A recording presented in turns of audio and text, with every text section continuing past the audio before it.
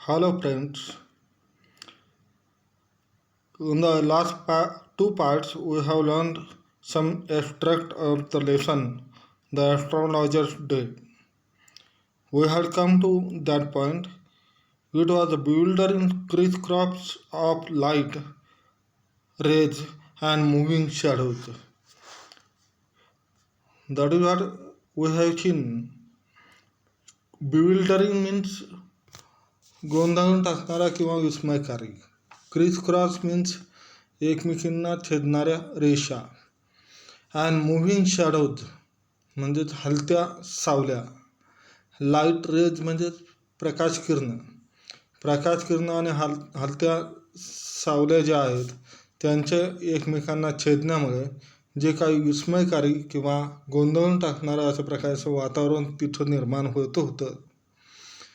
त्या प्रकारचं वातावरण होतं आणि त्याचा फायदा या ज्योतिषाला होत होता. तो कसा पहा, म्हणजे पूर्ण प्रकाश पडत नव्हता, त्याऐवजी प्रकाश किरणं आणि सावल्या यांची जे काही रेषा एकमेकांना मिळायच्या आणि त्यामुळे विस्मयकारी किंवा गोंधळून टाकणारं वातावरण होतं.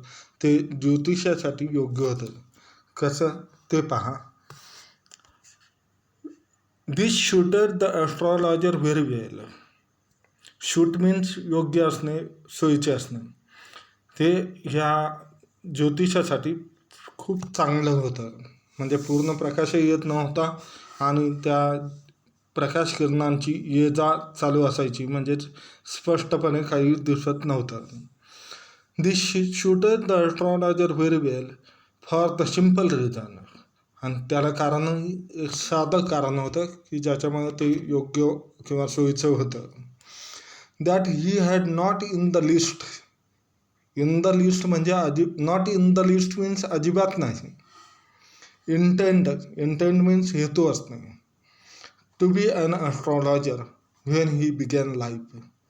जेव्हा त्यानं त्याचं आयुष्य सुरू केलं त्यावेळेस आयुष्याच्या सुरुवातीला त्याने आपण ज्योतिषी व्हावं अशा प्रकारचा विचार किंवा हेतू अजिबात त्याचा नव्हता.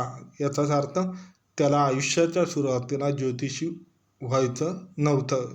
याचाच अर्थ त्यानं तसं आयुष्य होण्याचं किंवा आयुष्यामध्ये ज्योतिषी होण्याचं करिअर तशा प्रकारे त्याने ठरवलेलं नव्हतं.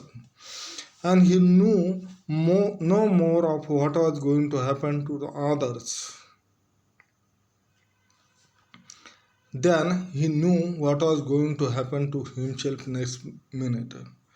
आणि त्याला माहीत होतं no more of what was going to happen to others म्हणजे दुसऱ्यांच्या जीवनात काय घडणार आहे. हॅपन मीन्स घडणं. दुसऱ्यांच्या जीवनात काय घडणार आहे याच्याबद्दल त्याला माहीत नव्हतं. Than he knew what was going to happen himself next minute म्हणजे त्याच्या स्वतःच्या बाबतीत पुढच्या मिनिटाला काय घडू शकतं याच्याप्रमाणेच हे त्याला माहीत नव्हतं. त्याच्यापेक्षा जास्त दुसऱ्यांच्या बाबतीत काय घडेल हेही त्याला सांगता येत नव्हतं किंवा माहीत नव्हतं. He was as much a stranger to the stars as were his innocent customers. Stranger means अनभिज्ञ, माहीत नसलेला किंवा अनोळखी, अपरिचित. टू द स्टार्स म्हणजे ताऱ्यांना तो अनभिज्ञ होता किंवा त्याला तारे अनभिज्ञ होते.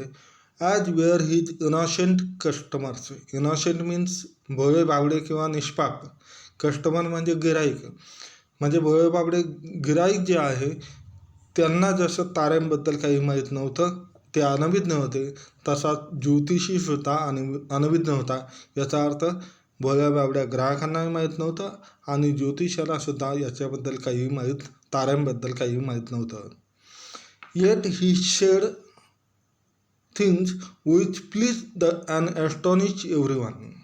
तरीसुद्धा तो जे काही म्हणायचा, ज्या गोष्टी बोलायचा, which please, to please means खुश करणे, अँड टू ॲस्टॉनिश मीन्स आश्चर्यचकित करणे, एव्हरीवन.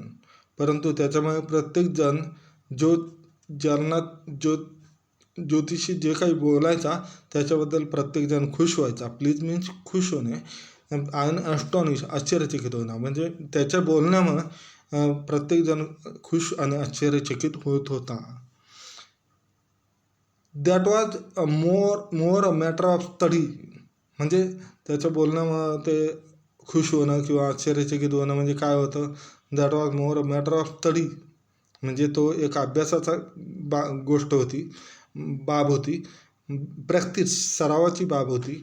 आणि श्रूड गेसवर्क, श्रूड मीन्स तशा प्रकारचे चतुर किंवा धूर्त, श्रूड गेसवर्क म्हणजेच अंदाज करण्याचे किंवा अंदाज वर्तवण्याचे कौशल्य, म्हणजेच धूर्तपणे अंदाज वर्तवण्याचे कौशल्य, सराव आणि अभ्यास याची ती बाब होती.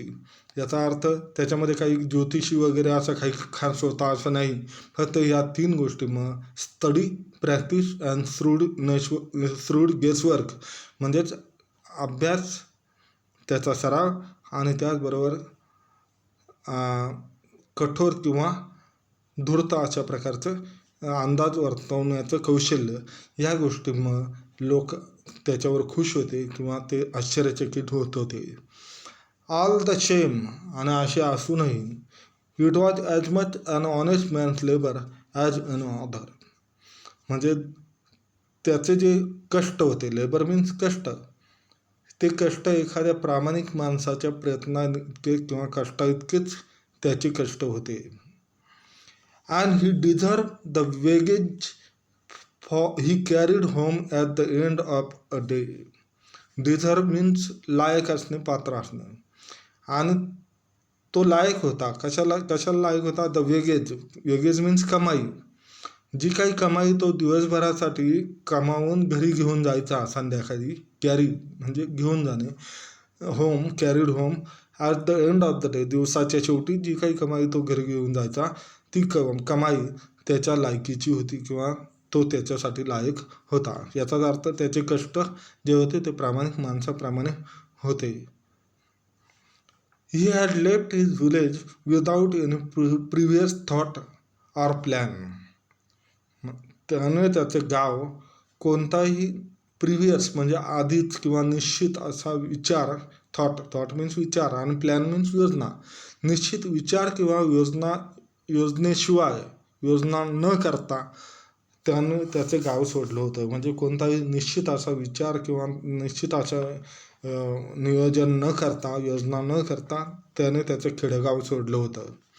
If he had continued there he would have carried on the work of his forefathers. जर त्याने त्याचे पुढं चालू ठेवलं असतं त्या गावात राहणं, he would have carry on म्हणजे पुढे चालू ठेवणे, the work of his forefather means पूर्वज, त्याने त्याच्या पूर्वजांचं जे काही काम आहे ते पुढं चालू ठेवलं असतं. कधी चालू ठेवलं असतं, जर तो त्या गावात तिथंच राहिला असता तर. If he had continued there he would have carried on the work of his forefathers. त्यानं त्याच्या पूर्वजांचं काम पुढं चालू ठेवलं असतं. नेमली म्हणजे त्याचा अर्थ पूर्वजांचं कोणतं काम चालू ठेवलं असतं, tilling the land. Tilling the land म्हणजे जमिनीची मशागत करणे,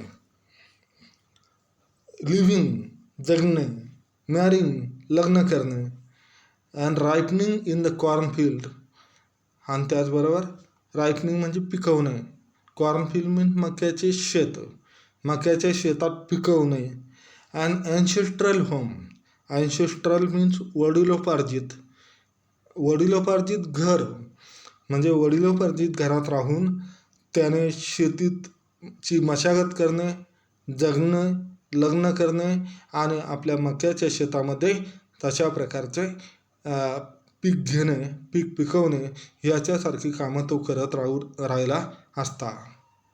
नेमली tilling the land, living, marrying and ripening in his cornfield and ancestral home. But that was not to be. परंतु असं घडणार नव्हतं, असं व्हायचं नव्हतं. त्याच्या आयुष्यात काहीतरी वेगळंच होतं, असं होणार नव्हतं. He had to leave means सोडून जाणे, home without telling anyone. Had to म्हणजे भाग पडले होते. त्याला घर सोडणे भाग पडले होते. कसं? विदाऊट टेलिंग एनीवन, कोणालाही न सांगता घर सोडणं त्याला भाग पडलं होतं.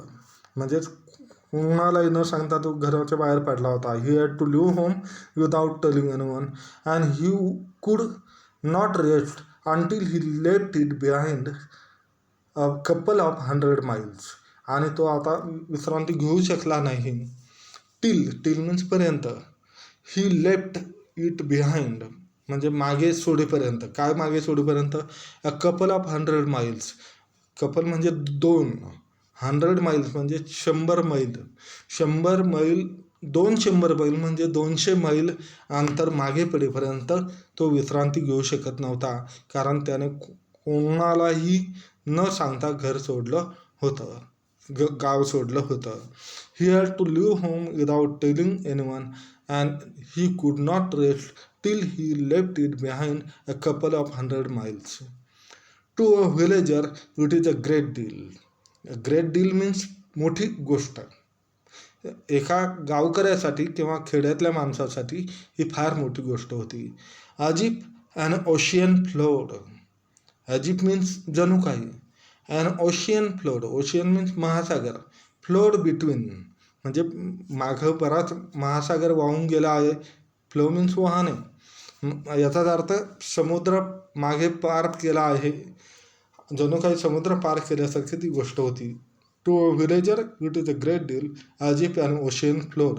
म्हणजेच एखादा समुद्र मागे पार करण्या इतकी ती मोठी गोष्ट एका गावकऱ्यासाठी होती. So we have learned this 2 paragraphs in this part. Remaining we shall see in the next part. See you again. Bye.